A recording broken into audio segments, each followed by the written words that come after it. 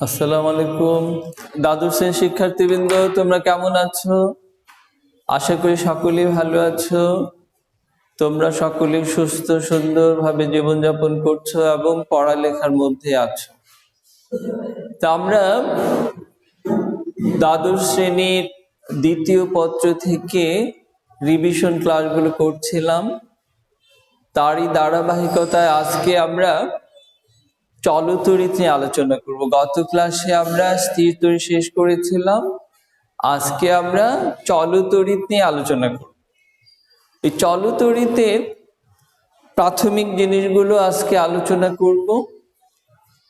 তোমরা যদিও অধ্যায়টা আগে পড়ে ফেলছো, তারপরে তোমাদের অনেকদিন পড়াশোনার সাথে যোগাযোগ একটু কম হওয়াতে আমরা এগুলো আবার তোমাদের মনে করিয়ে দিচ্ছি।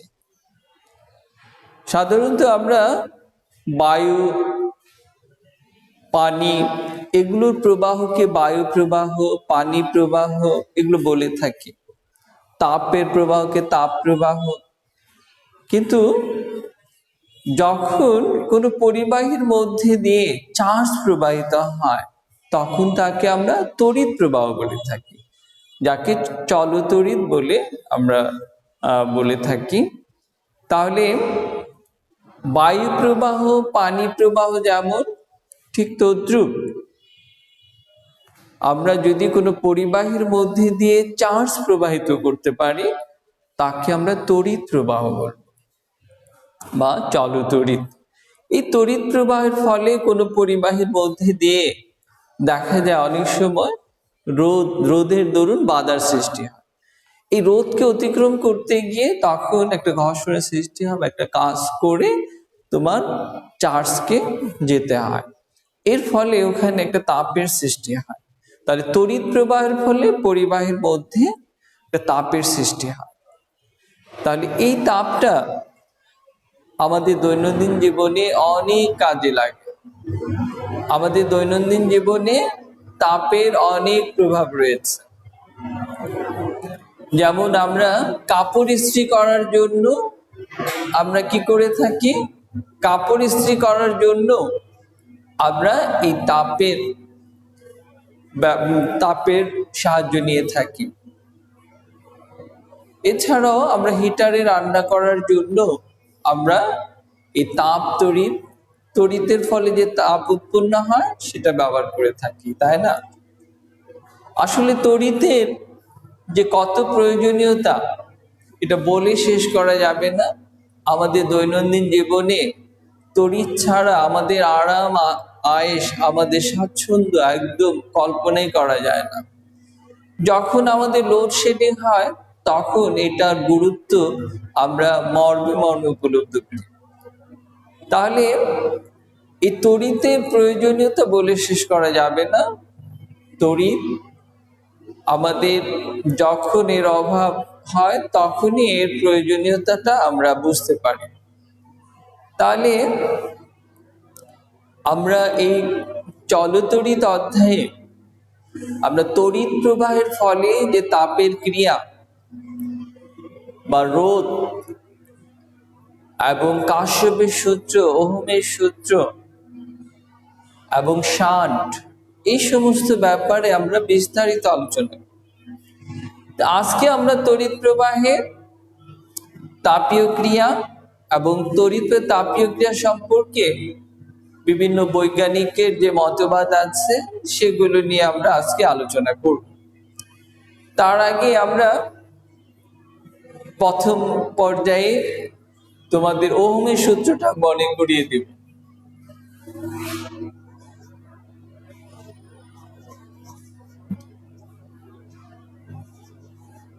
ওহমের সূত্র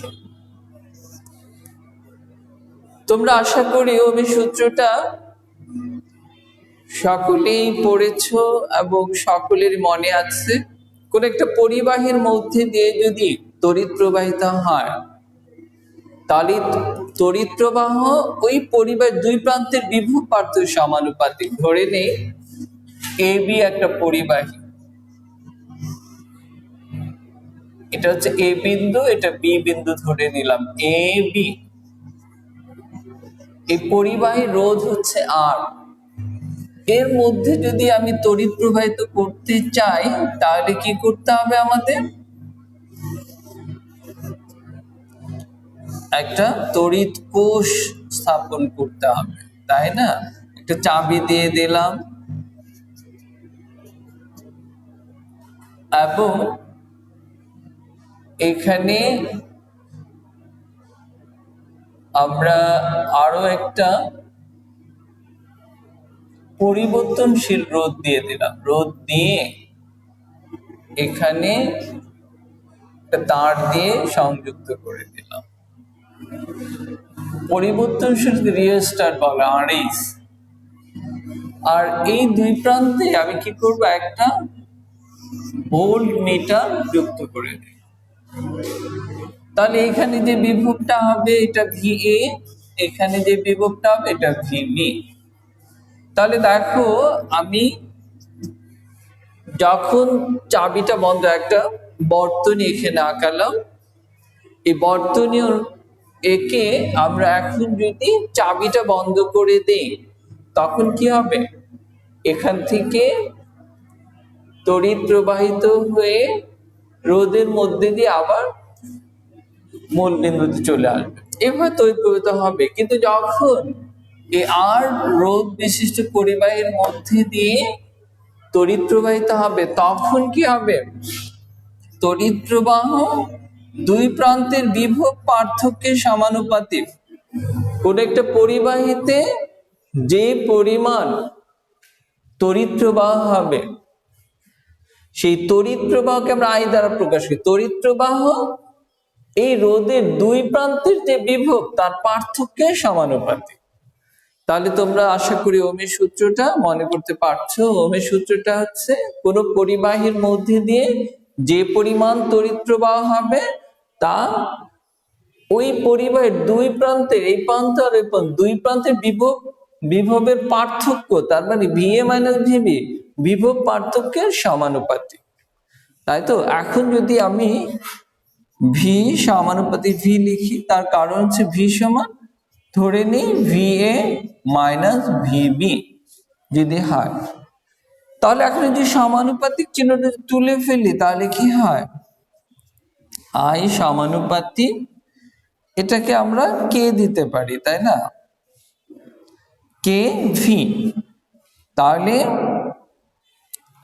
সমানুপাতিকটা তোলার জন্যই তো আমরা একটা ধ্রুবক দিলাম, তাহলে কি হলো, সমান হয়ে গেল আই সমান কে বি। তাহলে কে সমানটা কি হলো, আই বাই ভি। তাহলে দেখো সব সময় তড়িৎ প্রবাহ আর বিভব এই দুইটার অনুপাত ধ্রুব থাকবে।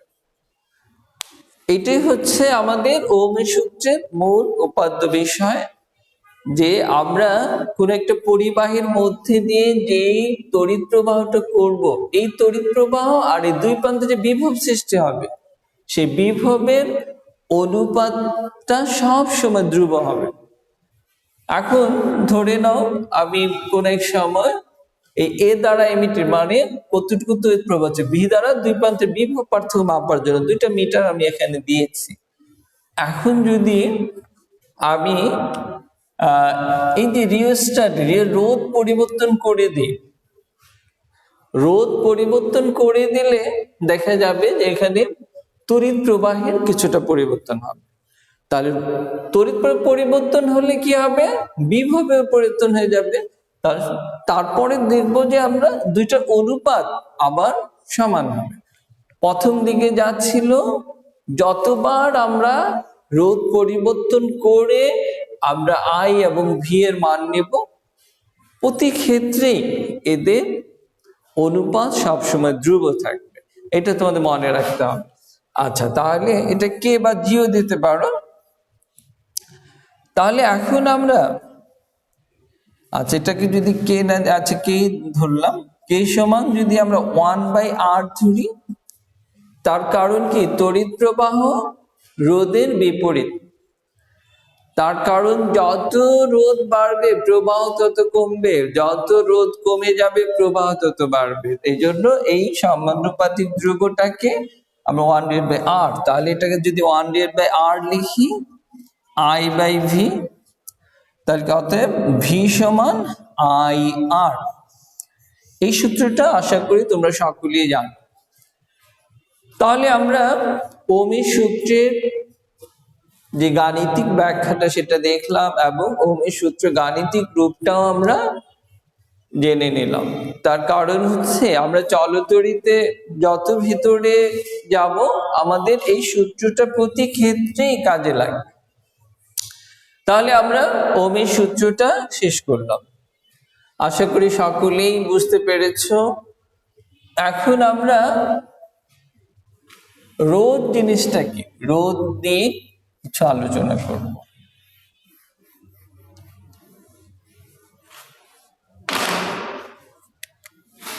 রোধ, রোধের ইংরেজি তো তোমরা জানোই রেজিস্ট্যান্স, তাই না? রোধ পরিবাহীর যে ধর্মের জন্য তার প্রবাহ তড়িৎ প্রবাহের বাধা সৃষ্টি হয়, যে পরিবাহীর যে ধর্মের জন্য তড়িৎ প্রবাহ বাধাগ্রস্ত হয় তাকে আমরা কি বলবো? রোধ বলবো। এখন বিভিন্ন পরিবাহীর রোধ বিভিন্ন হয় এবং একই ধাতব পদার্থ হয়েও অনেক সময় এর থিকনেসের জন্য তোমার রোধ কম বেশি হতে পারে। তাহলে রোধ কাকে বলবো আমরা? পরিবাহীর যে ধর্মের জন্য তড়িৎ প্রবাহে বাধাগ্রস্ত হয় তাই হচ্ছে রোধ। তাহলে এখন এই রোধটা আমরা দুইটা সূত্র দ্বারা প্রকাশ করতে পারি, একটা দৈর্ঘ্যের সূত্র, অপরটা হচ্ছে প্রস্থচ্ছেদের সূত্র। তাহলে দেখো দৈর্ঘ্যের সূত্রটা কি? দৈর্ঘ্যের সূত্র হচ্ছে কোন একটা পরিবাহের মধ্যে দিয়ে যদি তড়িৎ প্রবাহ হতে থাকে তাহলে রোধটা কি হবে? দৈর্ঘ্যের সমানুপাতিক, আর সমানুপাতিক L। কোন একটা পরিবাহের মধ্যে দিয়ে যদি কি হয়? তড়িৎ প্রবাহিত হতে থাকে তাহলে ওই পরিবাহের দৈর্ঘ্যের সমানুপাতিক হবে রোধ। তার মানে হচ্ছে যখন দৈর্ঘ্য বেড়ে যাবে রোধ বেড়ে যাবে, দৈর্ঘ্য কমে গেলে রোধও কমে যাবে। তাহলে দেখো আমরা যদি দূর দূরান্তে তড়িৎ প্রেরণ করি তাহলে কি হবে? এর মধ্যে দিয়ে রোধটা বাড়তে থাকবে। তার কারণ কি? এর দৈর্ঘ্যটাও বেড়ে যাবে। এই জন্য এখানে তোমার কি হবে? ভোল্টেজে বাড়িয়ে দিতে হবে। তাহলে দৈর্ঘ্যের সূত্রটা আমরা বললাম, কোন একটা পরিবাহীর রোধ হচ্ছে দৈর্ঘ্যের সমানুপাতিক। দৈর্ঘ্য বাড়লে কি হবে? রোধটা বেড়ে যাবে, দৈর্ঘ্য কমলে রোধ কমে যাবে। তাহলে আমরা দৈর্ঘ্যের সূত্রটা জানলাম। এখন আমরা 2 নম্বরটা কি? প্রস্থচ্ছেদের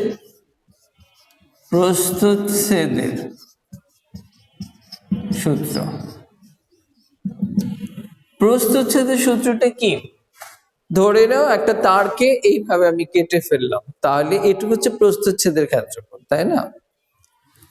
তাহলে এই প্রস্থের ক্ষেত্রফল মানে হচ্ছে যে তারটা কি চিকন হবে না মোটা হবে। প্রস্থের ক্ষেত্রফল যদি কমে যায় তাহলে চিকন হবে, আর যদি বেড়ে যায় তাহলে এটা মোটা হবে, তাই তো? তাহলে রোধ, এই ক্ষেত্রে রোধ কি হবে? রোধ 1/A, এটা হচ্ছে প্রস্থচ্ছেদের ক্ষেত্রফল। তার মানে যত চিকন হবে রোধটা অত বেশি হবে, যত মোটা হবে রোধটা কম হবে। এই জন্য দেখবা দূর দূরান্তে তড়িৎ প্রেরণের জন্য যে তারগুলো ব্যবহার করা হয় তারগুলো অনেক মোটা থাকে, কিন্তু মোটা হলে প্রস্থচ্ছেদের ক্ষেত্রফল বেশি হলে কি হবে, রোধ কম হবে, তার মানে তড়িৎ বাধাটা কম হবে, খুব দ্রুত তড়িৎ প্রবাহিত হতে পারবে। তাহলে আমরা প্রস্থচ্ছেদের সূত্রে যেটা বলছি যে কোনো একটা পরিবাহীর মধ্যে দিয়ে যদি I পরিমাণ তড়িৎ প্রবাহ হতে থাকে, তাহলে এর যে রোধ হবে প্রস্থচ্ছেদের ক্ষেত্রফলের ব্যস্তানুপাতিক বা উল্টানুপাতিক। তার মানে হচ্ছে যে এর ক্ষেত্রফল যত কম হবে রোধটা তত বেশি হবে, আর যত বেশি হবে রোধ কম হবে, আর রোধ কম হলে তড়িৎ প্রবাহটা বেশি হবে। এটা তোমাদের মনে রাখবে। তার কারণ হচ্ছে যে এই সূত্র দ্বারা আমরা তোমাদের চলতড়িতের বৈশিষ্ট্যগুলো তোমাদের মনে করিয়ে দিতে চাচ্ছি। তাহলে কোন একটা পরিবাহীর রোধ প্রস্থচ্ছেদের ক্ষেত্রফলের উল্টানুপাতিক। তাহলে দেখো আমরা যখন অনেক সময় দেখা যায় যে বাসায় গ্যাস নেই, তখন আমাদের রান্না বান্নার প্রয়োজন হলে তখন আমরা কি করি, তখন একটা হিটার ইউজ করি। এই হিটারের মধ্যে দেখবা যে কয়েলগুলো আছে একদম চিকন চিকন কিছু কয়েল, মানে তারগুলো এত চিকন যে তোমার মনে হবে যে সুতার মতো। এর কারণ কি? কারণ যে এখানে দেখো এই সূত্র দ্বারাই আমরা এটা বুঝতে পারবো যে আমাদের প্রস্থচ্ছেদের ক্ষেত্রফল যদি কম হয় তাহলে কি রোধ বেড়ে যাবে, আর রোধ বেড়ে গেলে কি হবে, রোধ বেড়ে যাওয়া মানে কি তড়িৎ প্রবাহ বাধা দেওয়া, আর এই তড়িৎ যখন এই বাধাকে অতিক্রম করে যখন প্রবাহিত হবে তখন কি হবে, এখানে একটা ঘর্ষণের সৃষ্টি হবে, এর ফলে তাপ সৃষ্টি হবে। তাহলে কি হলো, যত প্রস্থচ্ছেদ ক্ষেত্রফল কম হবে তার মানে যত চিকন হবে তোমার তড়িৎ প্রবাহটা অত কম হবে, কম হলে বেশি হবে তড়িৎ প্রবাহ, এবং রোধটাও বেড়ে যাবে। রোধ বেড়ে যাওয়া মানে তড়িৎ প্রবাহ কমে যাওয়া, তাই তো? তড়িৎ প্রবাহ কমে যাওয়া তার কারণ হচ্ছে বাধার সৃষ্টি হবে, আর বাধার সৃষ্টি হলে তখন ঘর্ষণের সৃষ্টি হবে এবং ওখানে একটা তাপের সৃষ্টি হবে। তাহলে আমরা দুইটা সূত্র পেলাম, একটা রোধের দৈর্ঘ্যের সূত্র, একটা প্রস্থচ্ছেদ ক্ষেত্রফলের সূত্র। এখন এই দুইটা সূত্রকে যদি আমরা সমন্বয় করি, সমন্বয় করলে কি হবে, আর সমানুপাতিক L/A, তাই না? তাহলে আর সমানুপাতিক L/A হলো। তাহলে এটা যদি আমরা সমান চিহ্ন দিয়ে ফেলি, একটা রো দিব, L/A, রোটা হচ্ছে একটা সমানুপাতিক যাকে আমরা আপেক্ষিক রোধ বলে থাকি। রোটাকে আমরা কি বলি, আপেক্ষিক রোধ। রোটাকে আমরা কি বলে থাকি, আপেক্ষিক রোধ। তাহলে এখন যদি আমরা শুধু রোটা লিখতে চাই তাহলে কি হবে, RA ডিভাইডেড বাই L। তাহলে আপেক্ষিক রোধের সমীকরণ যদি এটা হয় তাহলে আপেক্ষিক রোধের সমীকরণ এটা। তাহলে দেখো আমরা এখন আপেক্ষিক রোধের সংজ্ঞাটাও এখান থেকে পেয়ে যাব। একক দৈর্ঘ্য এবং একক প্রস্থচ্ছেদের ক্ষেত্রফল বিশিষ্ট কোনো পরিবাহীর রোধকে ওই পরিবাহীর আপেক্ষিক রোধ বলে। তাহলে আপেক্ষিক রোধের সংজ্ঞাটা কিভাবে আমরা দেব, একক দৈর্ঘ্য এবং একক প্রস্থচ্ছেদের ক্ষেত্রফল বিশিষ্ট কোনো পরিবাহীর রোধকে আপেক্ষিক রোধ বলে। তাহলে আপেক্ষিক রোধের সংজ্ঞাটা আমরা পেয়ে গেলাম। এখন দেখো এই আপেক্ষিক রোধ আমাদের যদি বের করতে বলে তাহলে আমরা কি করব, কোন একটা পরিবাহীর প্রস্থচ্ছেদের ক্ষেত্রফল, দৈর্ঘ্য আর রোধটা যদি জানতে পারি তাহলে আমরা আপেক্ষিক রোধটা পেয়ে যাব। এটাকে আমরা আরো একটু সম্প্রসারিত যদি করি, প্রস্থচ্ছেদের ক্ষেত্রফলকে আমরা পাই r² দ্বারা প্রকাশ করতে পারি।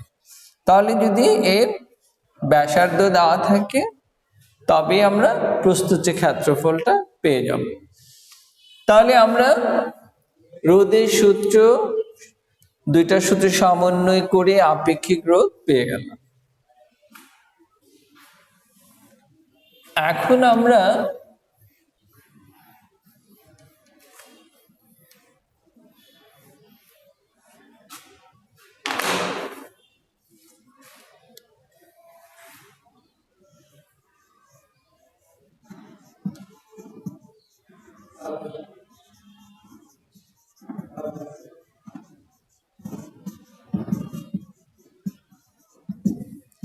তড়িৎ প্রবাহ তাপীয় ক্রিয়া সম্পর্কে কিছু একটা বলবো, এবং এরপরে এখানে এই তাপীয় ক্রিয়া সম্পর্কে যে সূত্রগুলো আছে সেগুলো বলার চেষ্টা করব।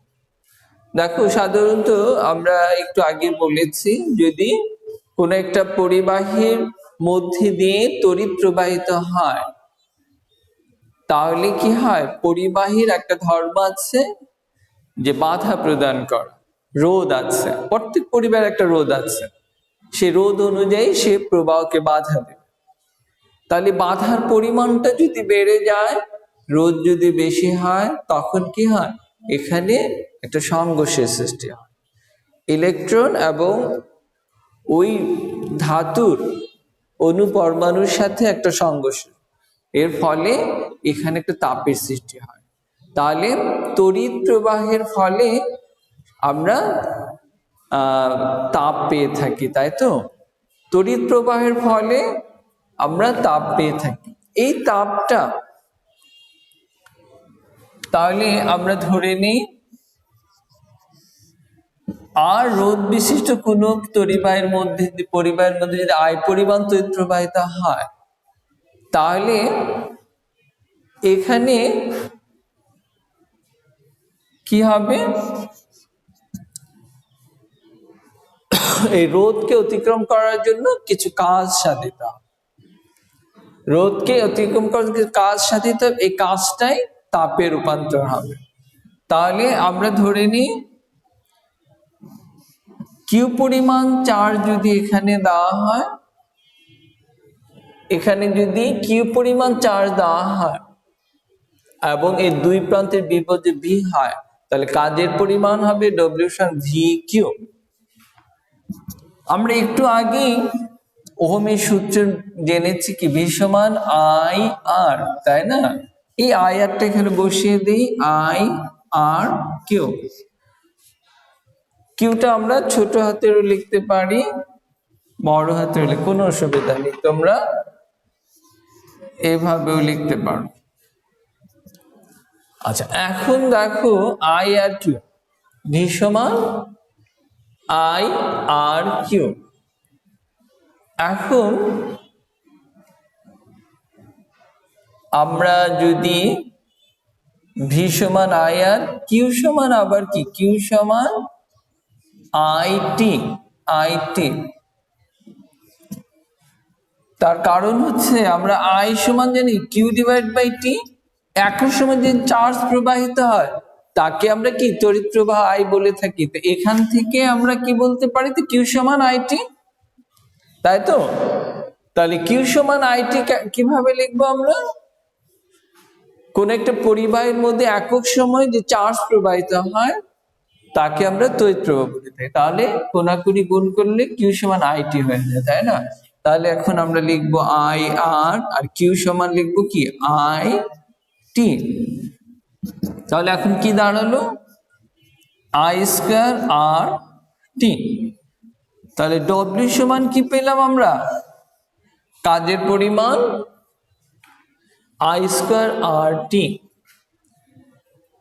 এখন বৈজ্ঞানিক জুলের সূত্র আমরা আরো আগে জেনেছিলাম, সেটা হচ্ছে কাজ এবং তাপ সমানুপাতিক। আমরা যত কাজ করব অত তাপ উৎপন্ন হবে, তাই না? কাজ এবং তাপ পরস্পর সমানুপাতিক। তাহলে আমরা যদি কাজ এবং তাপ পরস্পর সমানুপাতিক বলি, তাহলে এইচ সমান যদি আমরা ডব্লিউ বলি, তাহলে ডব্লিউ পরিবর্তে আমরা এইচ লিখে ফেলি, এইচ সমান সমান আই স্কয়ার আর টি। তাহলে আমরা তাপের রাশিমালাটা পেয়ে গেলাম। আচ্ছা, এই তাপের রাশিমালা থেকে আমরা এখন ক্ষমতায় চলে যাব। ক্ষমতা, তড়িৎ ক্ষমতাটা কি? ক্ষমতা হচ্ছে পি সমান কাজ করার হারকেই তো আমরা ক্ষমতা বলি, তাই না? পি সমান ডব্লিউ বাই টি। ডব্লিউ কি পেয়েছিলাম? I square R T divide by T, T T কাটা, তাই তো? তাহলে এখন কি দাঁড়ালো? I square R. কিন্তু আমরা ওহমের সূত্রে অনুযায়ী লিখেছেন ভি সমান আই আর, আর সমান কি হবে? আর সমান ভি বাই আই, তাই না? তাই লেখা যায়। তাহলে আমরা তাই লিখবো। এখানে ছিল আই স্কয়ার আর, এখন এই আই এর পরিবর্তে আমরা আইটা আই লিখবো, কিন্তু আর এর পরিবর্তে ভি বাই আই লিখবো। তাহলে এই আই কাটা যাবে, তাহলে কত থাকবে? V I. তাহলে তড়িৎ ক্ষমতা সমান পি সমান ভি আই, আর বিভব ভি সমান আই আর, পি সমান ভি আই। এই সূক্ষ্ম সূত্রগুলো, ছোট ছোট সূত্রগুলো তোমাদের সবসময় মনে রাখতে হবে। যদি তোমরা এই সূত্রগুলো মনে রাখতে না পারো, তাহলে কিন্তু তোমাদের জন্য গাণিতিক সমস্যার সমাধান করা অনেক জটিল হয়ে যাবে। তাহলে আমরা কি পেলাম? ক্ষমতা পেলাম, কাজ পেলাম, তাপের রাশিমালা পেলাম, বিভবের রাশিমালা পেলাম, রোদের রাশিমালা, অনেকগুলো রাশিমালা আমরা ইতিমধ্যে তোমাদেরকে উপস্থাপন করে দেখালাম। এখন আমরা এই তড়িৎ প্রবাহের যে তাপীয় ক্রিয়া হয় এই সংক্রান্ত আমরা 3টা সূত্র দেখব। বৈজ্ঞানিক জুল, বৈজ্ঞানিক জুলের তাপীয় ক্রিয়া সূত্র। জুলের তাপীয় ক্রিয়ার সূত্র আছে কয়টা সূত্র? 3টা সূত্র। এই 3টা সূত্রর 1 নম্বর সূত্র হচ্ছে প্রবাহ মাত্রা সূত্র, প্রবাহ মাত্রা। 2 নম্বরটা হচ্ছে রোধের সূত্র।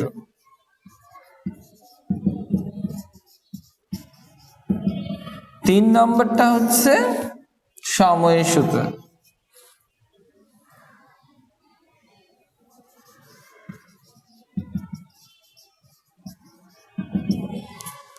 তাহলে বৈজ্ঞানিক জুল তাপীয় ক্রিয়া সম্পর্কে 3টা সূত্র দিয়েছে।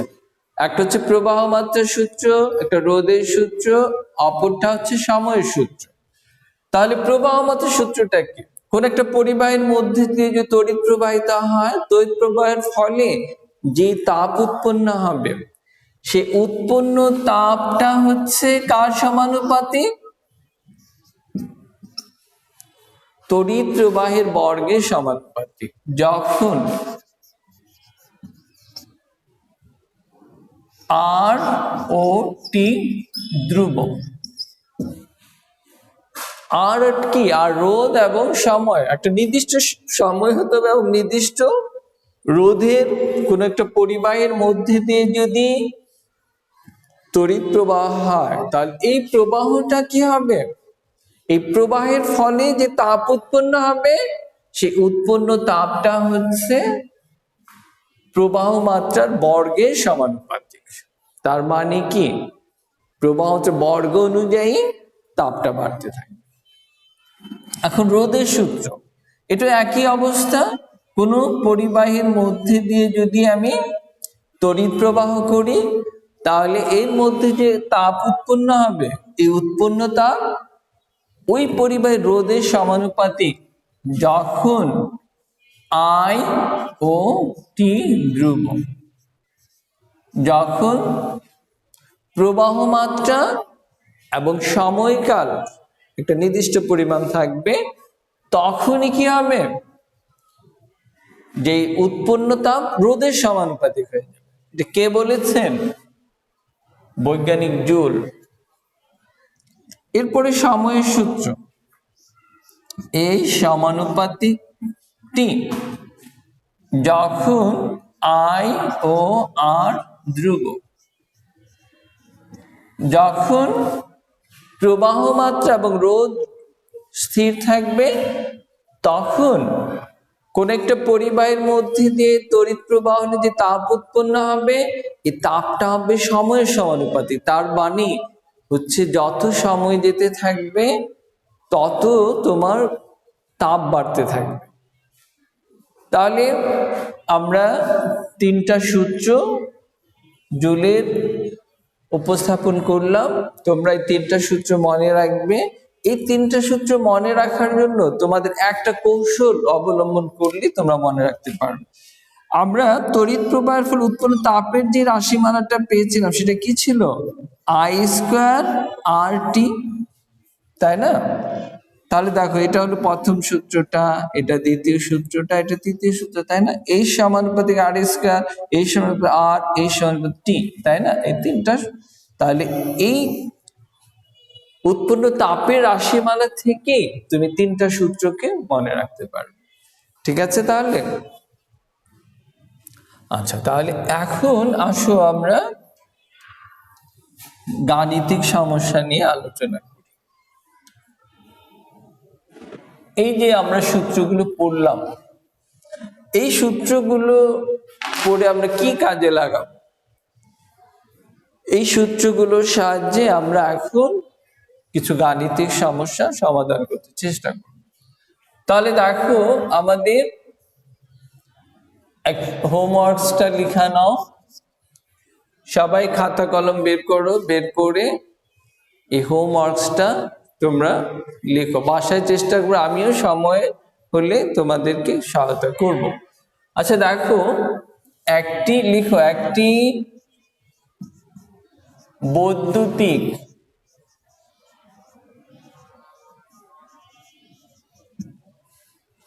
ইস্ত্রি, তোমরা তো ইস্ত্রি চিনো, যা দিয়ে কাপড় আয়রন করা হয়। একটি বৈদ্যুতিক ইস্ত্রি বা হিটার, যাই বলো, হিটারই বলো, বৈদ্যুতিক হিটারের গায়ে লেখা আছে,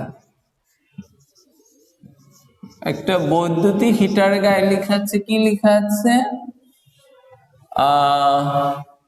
220 ভোল্ট and 1000 ওয়াট, এই কথাটা লেখা আছে। একটি বৈদ্যুতিক হিটারের গায়ে এটা লেখা আছে। হিটারটি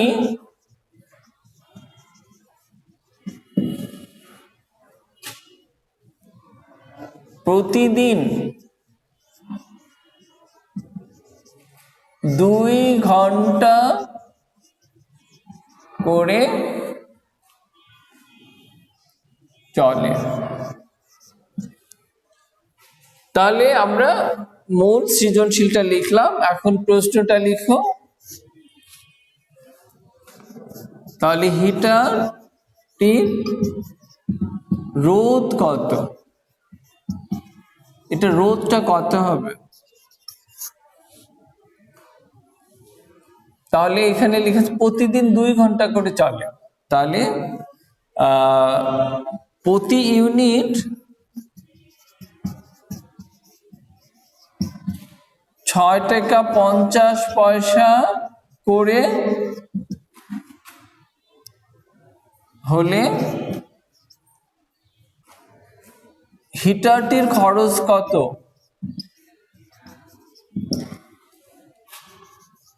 খরচ কত হবে?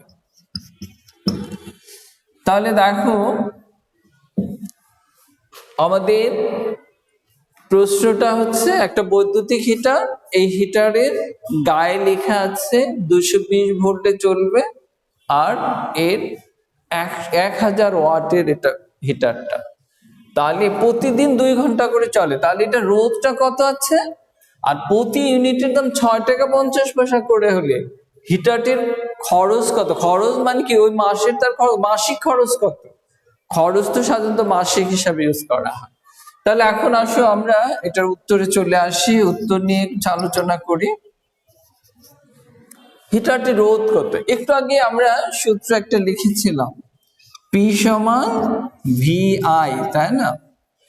এই সূত্রটা দিয়ে আমরা এই রোধটা বের করতে পারবো।